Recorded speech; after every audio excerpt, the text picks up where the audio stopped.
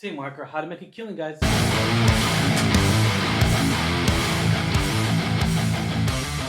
What's going on, Alamo City Movie Talk fans? As always, I'm your host, Ryan D. aka Ryan 680. I'm Angela, that Kelly Ange. And this is Alamo City Movie Talk, guys. Thank you so much for making this a part of your day. Be sure to like, share, and subscribe. And let's get right to it. Angela, what are we talking about today? We are talking about, I believe it was A24's. Yep, A24. How to Make a Killing. So, disowned at birth by his obscenely wealthy family, blue-collar Becket Redfellow will stop at nothing to reclaim his inheritance, no matter how many relatives stand in his way. I think it's funny, the poster says, $28 billion inheritance, 7 relatives standing in the way. Yeah. So, Ryan, kick us off. I know right away we saw on the poster Glenn Powell headlining main star on this one. Of course. What were your thoughts going into this? Yeah, this movie's made by A24, and take this with a grain of salt, guys. And I do want to say this because I don't know if this is good or bad. I'm going to say it. You could have fooled me.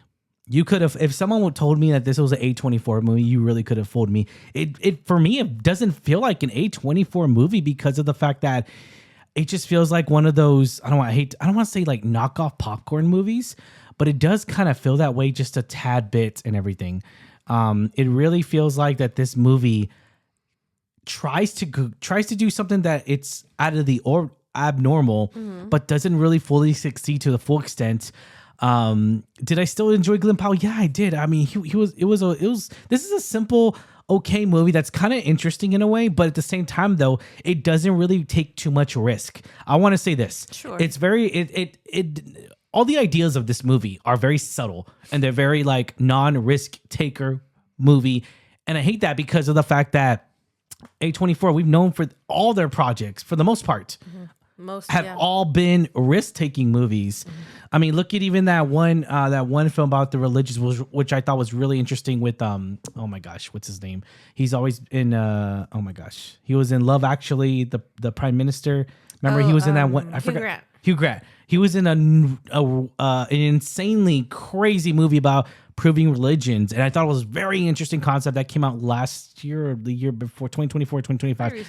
I can't remember, but anyways, it took so much risk because it was literally going through the ideas of of nonstop religions, and it just took that risk, and it was really exploring it all, trying to find out, do you believe in God? What's bigger, your faith, and all that. It was such a risk taker. It really was. It was a horror movie, so it was really, really good. Anyways, we go into this movie, and it's very simple, but at the same time, though, again, you could have fooled me once, you could have fooled me twice, you could have fooled me 3 times, and said, this is actually an A24 movie, because I did not feel that way at all. But it's still not a bad movie. That's still not a bad thing to say because of the fact it's not a bad film. It's not one of the worst movies of the year. Definitely not. I still enjoyed it. I still thought it was okay. But again, I go back to saying, shame on me. I guess it could have been one of those rare occasions where A24 bought it. I don't know. But anyways, what did you think of this movie, Angela? I really didn't know what I was walking into. Kind of walking blind. I didn't know the synopsis, didn't know the trailer. I just knew Glenn Powell was the lead star, and I like seeing him in things. I like to support him. He's cool. I thought it was fun. I feel like I agree. It could have been a little bit better. Definitely was a little bit more of a safer movie. Yeah. For A24, but it has for me like the charm. It has like the dark comedy. It's definitely more on the psychological like drama thriller, if you will. Drama. Yeah. I thought it was an interesting story. Because I think it was written and directed by John Patton Ford. I liked the story, but I agree it was very simple.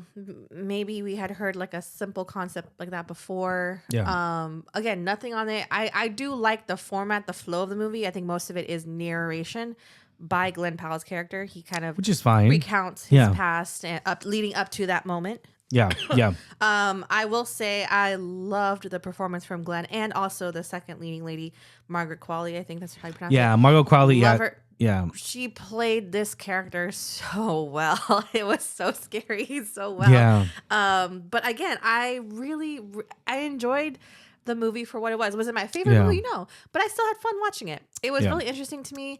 For me, I liked that I couldn't really quite predict how it was going to go. What was going to happen, yeah. So the ending, I didn't see the ending like that.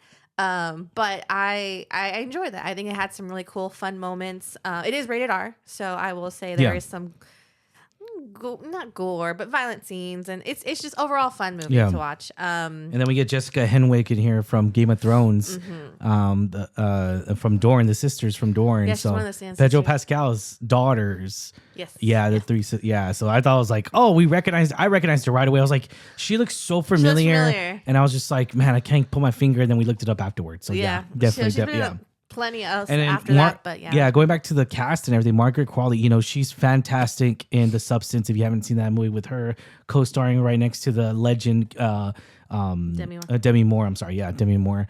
And so it goes back to Margot Qualley. If you ever seen that meme, there's a meme of her, and it's like she's like bites her lip, and that's like her character. But here's the weird thing. She does that for every character that she does. She always has to do that when she has on camera. So it's kind of like her niche, or like that's her call, or her sign language, or more like The Rock has the eyebrow. Yeah, exactly. That's her thing. And so I love that. So and I think she did a Golden Globe last year, and she did the exact same thing. So I thought it was just kind of funny, and I was just like, damn. And she knows it. That's like her saying, or her take, and I thought that was really good and inventive. But anyways, I know she plays this character very, very diabolical. Definitely the bad person here in this movie. But very conniving. Oh, 100%. And then also we go back to Glenn Powell narrating this movie. I thought, like I said, I thought it wasn't that bad. I thought it was very interesting, a very interesting concept here. I think he's a great storyteller. And I mean, you're biased. I know you're biased. Biased. Yeah, I know. I like him in anything he does. I want to see him in more stuff. I enjoyed him since I saw him in Spy Kids. I'll say that. Remember Spy Kids? Spy Kids 3D. That was the third one. Yeah. That was the one where they had he was the suits. host of that. That suit. The suit thing. I thought it was really cool. And it's still funny to see him knowing that that's where he really started his career with Robert Rodriguez movie. But the Spy Kids 3D Game Over. Really good film. So John Bedenford, like you already said already, what's a movie that he directed that I just not even know until I looked up afterwards, was the fact he directed a movie that we really enjoyed, which was Aubrey Plaza film, Emily the Criminal. Remember that film? That film was really good. Mm-hmm. And again, it's like, damn, I can't believe it's the same creator, because Emily the Criminal feels like a raw movie. Mm-hmm. And then you go to this, it just feels like, I don't know, they Hollywooded. I don't know. It just felt like too Hollywoodish. I liked it. But okay. But it's not as good as Emily. I think Emily the Criminal was a little bit better, but it's more dramatic. Yeah. It's more but this was fun. Of a risk. This was a fun time. Again, I enjoyed it for what it was. Will it be my favorite movie of the year? No, but Probably I think not. people should still give it a chance. I enjoyed it. Like I said, it was funny in moments. It had its charm. The two leads, Glenn and Margaret, were fantastic. Yeah. And then we also got a small part from Ed Harris. So Ed Harris. Yeah. It was cool to really see good. him on screen again. Yeah, and then we it goes back to where dark. It's like a dark comedy thriller, I guess. Psychological drama.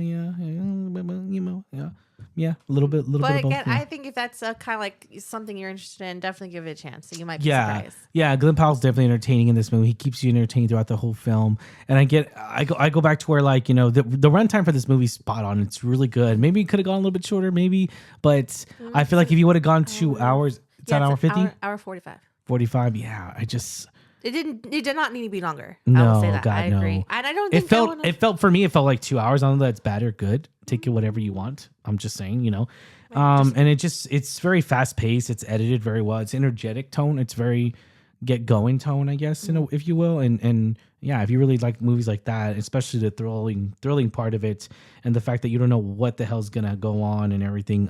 But yeah, it just. And then the plot twist in here, you already said it. I didn't think it was going to end like that. Yeah, I didn't think it was going to end like that. Yeah. But hey, it is what it is, and it's I like when movies surprise me. Yeah. I like it. So I agree. All right, let's go to ratings. 1 out of 10. Tell me the highest I'm going to give this rating. I will give it. Me personally, because I am biased towards the two leads. I'll give it a 6.5 because that's actually how I was. Yeah, because I liked it. Again, it's not my favorite film, but it had its moments. It was fun. It was engaging. The flow was pretty well. The two leads really make it for me. Yeah. And yeah, I give it a solid 6.5. All right, so I'm gonna do 5.5 out of 10. I really enjoyed this movie. For me, it's not a 6. I still enjoyed it. It's still good. It's still a solid movie, but it's a little bit above average rating. And I just wish it could have been a little bit more better. I guess I don't know what it was. For me, it was just missing For me, the stakes weren't really as high as I wish they were. It didn't feel as high for me. And again, it goes back to where like the storytelling a little bit, and I feel like for me they weren't that high, and it was kind of blacklustered with the comedy in there. And it works in a certain degree. It does. It works. Trust me, it does. But in this case, it didn't work from that point of view. But let's go look at box office results here for this film, because I don't know. I didn't really see too many people seeing this movie, at least ready. So domestic box office, guys, is looking at $3.5 million so far. Wow. Not looking good at all. Wow, with a reported budget of $40 to $50 million. Wow. It needs to Bomb. It's gonna bomb. My God. Damn. Man, okay. I had bigger hopes for my guy. Yeah, like I think it's gonna bomb. I mean, we'll see how it plays out, but right now it's looking at $3.56 million domestically, and worldwide, including, oh crap, that's not good. Okay, gotcha. So 3 million worldwide? Worldwide and domestic. Yeah. Oh no, I'm sorry. Domestic is only 3.56, and worldwide to date. So it has not opened worldwide yet. Oh, gotcha. But still, it's kind of weird to only do 3 million, dude. Domestic. Well, to be fair though, I didn't see a lot of marketing for this.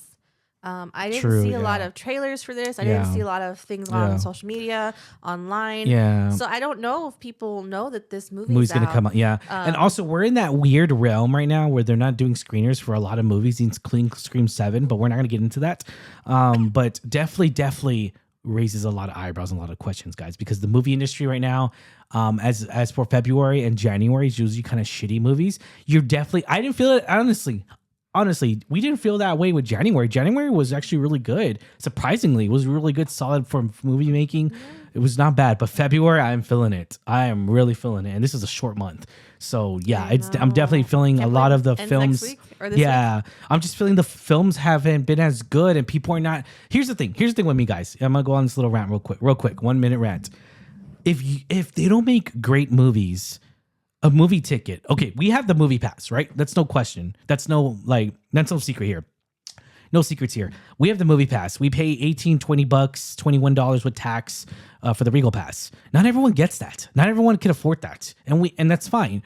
Here's the thing. Every case is different. Everyone has a different scenario. Everyone goes through different stuff financially, right? Okay. My thing is, I saw this and I walked the line. I remember this saying, and because it's so impactful for me, and I really did enjoy that scene, was he's talking to Johnny Cash, which is Joaquin Phoenix, not really Johnny Cash, Joaquin Phoenix, and he says, on your last dying breath, you're telling me that's the song you're going to sing right before you, on God's green earth. That's the song you want to be remembered by?